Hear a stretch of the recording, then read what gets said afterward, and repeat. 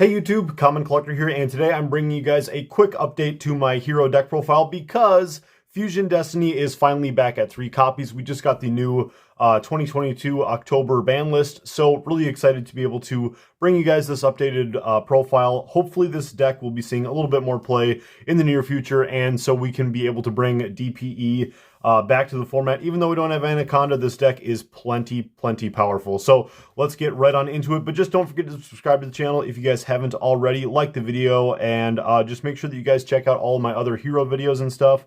Or just check out the other updates that I'm bringing to you guys, as well as my ban list live reaction. So we are going on with 3 copies of Vision Hero Ferris, and then 1 copy only of Increase. This is a big change from my previous lists, but the list that I'm running today is 42 cards, and it was about to be 43 with that second increase, and I just wanted to cut it. That way I can make sure that I get to those really important cards, like being able to get into mask change and whatnot, because being able to end on a turn 1 Dark Law is just so powerful, as well as getting to one of those 3 copies of Fusion Destiny. So making this a 42 card deck felt just a little bit better than a 43 card deck. If you actually just end up drawing the increase, it's still fine to just like use Polymerization, get this guy into the graveyard, and then when you take damage on your next turn, because your opponent is probably going to try to break your board and they'll deal at least a little bit of damage to you, then you're able to get him back to the field, and then you can try to go for that Vion play if you haven't already. So we're going for 2 copies of Vision Hero Vion, as well as 3 copies of the Stratos. Stratos is just so important to this deck, which is why I'm actually like really focusing on him in the main deck as well as the extra, because we also have a Hero Lives. So I believe I have not done an update since a Hero Lives came to 3, so we will get to that in the near future. But another big target for a Hero Lives would be Shadow Mist. Shadow Mist is just so crucial to the deck to be able to get to special summon this to the field and then be able to get yourself that mask change.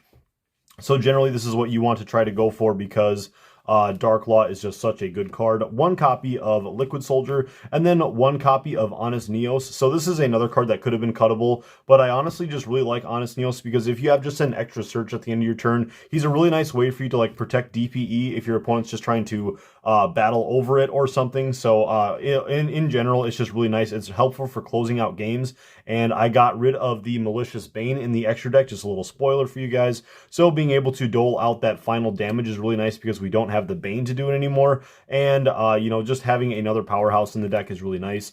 Then we are getting on into the 2 copies of Malicious, as well as the Denier. So this is going to be the first start of our Destiny Hero package. I wanted to focus pretty heavily on the Destiny Heroes now that we have 3 Fusion Destiny. So we are playing the 1 Denier, so we have basically our 3rd copy of Malicious, 1 copy of Plasma, and then I added in Celestial into this deck. I know a lot of people are currently on the Dark Angel, but I just wanted to cut that from this particular build. I just wasn't really feeling it for this one, especially for this current format. I think a lot of people are going to be getting back on Drytron because of Ben 10 coming back. So there's going to be like Link Karibo, a lot of Link 1s and stuff out there.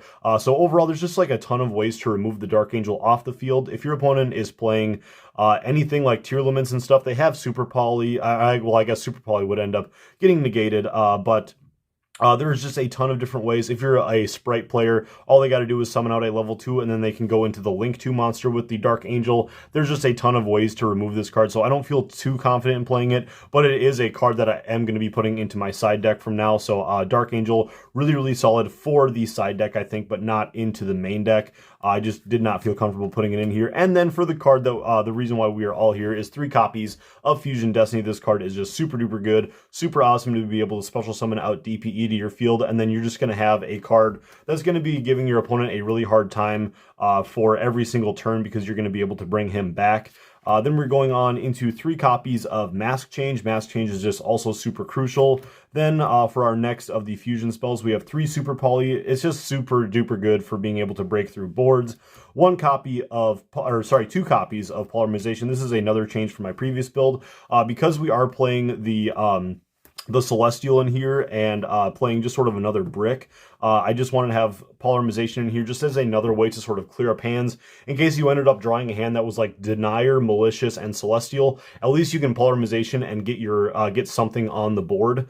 Then we're going on into 1 copy of Miracle Fusion, and then 3 copies of Hero Lives, just to be able to special summon out whatever we want. Usually you're going to be going for Stratos or your one of your copies of oh my gosh, Shadow Mist. I was brain fart right there. So going for Shadow Mist is honestly just super duper good. It does hurt pretty bad when your opponent hits you with an Ash Blossom on this, but this card is not hard once per turn. So if you end up drawing into multiples of this, your opponent can Ash the first one, and you'll go down to 2,000 life points, but you can technically activate the second one, and then you're going to be able to get off some really good plays. Then we're going on into 3 copies of Forbidden Droplet, just a really great board breaker or a going second card, because generally the way that your opponent's going to try to break through your board is that they're going to be activating their own copy of Droplet or a Dark Ruler No More, or they'll try to Nibiru and all kinds of stuff like that. So just having Droplet as a backup in the main deck is really important. You don't always want to rely on the monsters. 1 copy of Rhoda, 1 Monster Reborn. Monster Reborn is just super critical in this deck. To me, at least, I really like maining it in this deck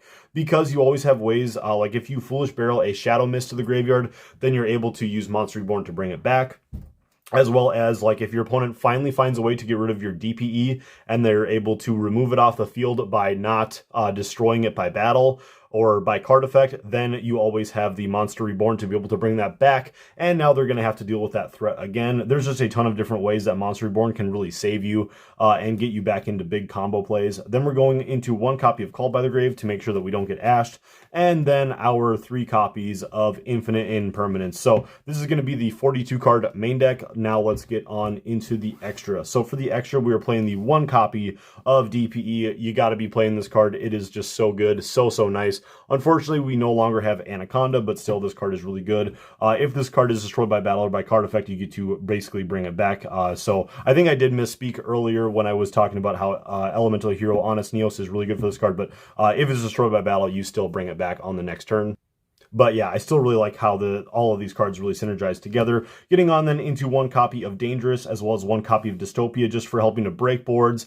Helps you in time and stuff as well with the Dystopia, just really good. Then getting on into 2 copies of Dark Law. I really like this. Like I said, I'm very centric in the main and extra deck on getting into those masked heroes. So having those mask changes and stuff, being able to get into Dark Law, having a hero lives at 3 now, as well as like Monster Reborn, like I said, being able to get into that mask change more consistently means that Dark Law is always going to be hitting the field, or almost always going to be hitting the field. Then we have 1 copy of Masked Hero Acid. He is just super duper good. Then 1 copy of the Masked Hero Blast. This is really in here for if your opponent hits you with an Infinite Impermanence on your copy of Stratos, then you're always able to remove it off the field with a mask change, go into Blast, and then Infinite Impermanence loses its target. Then getting on into the Elemental Heroes, we are playing the Great Tornado to be able to complement the Blast and the Stratos alike, so you always have this as a super poly target. And this is just in here doubly so to be able to break through Flundery's boards, so you just generally don't have a lot of ways to deal with stuff like Flunder, so having this to be able to get rid of like a barrier statue and stuff is really nice. Then getting on into the 1 copy of Absolute Zero. I guess I could have done this in a different order because obviously Absolute Zero and Acid, super duper nice to have these 2 cards in the extra deck together. I would never play it any other way. If you're playing Absolute Zero, always play Acid. Then we are going on into 1 copy of the Sunriser to be able to search for our Miracle Fusion, 1 copy of Escarado just because there's always dark decks around. Then getting on into the links, we have our 2 copies of Cross Crusader, 1 Wonder Driver, and then 1 copy of Dread Decimator, another guy who's just a really big dude. He helps all of your big dudes become other big dudes, and then you can just close out games really nicely. Again, if you guys wanted to put in like the Dark Angel and maybe cut like the Honest Neos and stuff, that would totally be fine. There's just a lot of different routes, as well as putting in the Malicious Bane. This was just the route and the deck that I really thought was the most comfortable. Kind of played the least amount of bricks and stuff, and just helped you to play the combo enablers and just be able to help close out games, and like using the Honest Neos to be able to help protect your Dark Law or all of the other cards that you need to stay on the field. So anyways, guys, that is going to do it for today's deck profile. I hope you guys enjoyed this one. I hope you guys are excited as I am that DPE is kind of back at pretty much full power. Again, we don't have the Anaconda, but overall it is just really cool to be able to play this deck. All of these different ways that you can fusion summons and link summon as well a little bit, but it is just a really cool deck. We have a hero lives back at 3 and whatnot, so this deck is like super duper powerful, super consistent, and really fun to play. So thank you guys so much for watching. Make sure to subscribe to the channel if you guys guys haven't already. Check out all the links down in the description below. If you guys want to help support the channel, check out the Patreon, check out all of the affiliate links and all that stuff. So I would really appreciate it. And we will catch you guys for the next profile. Peace.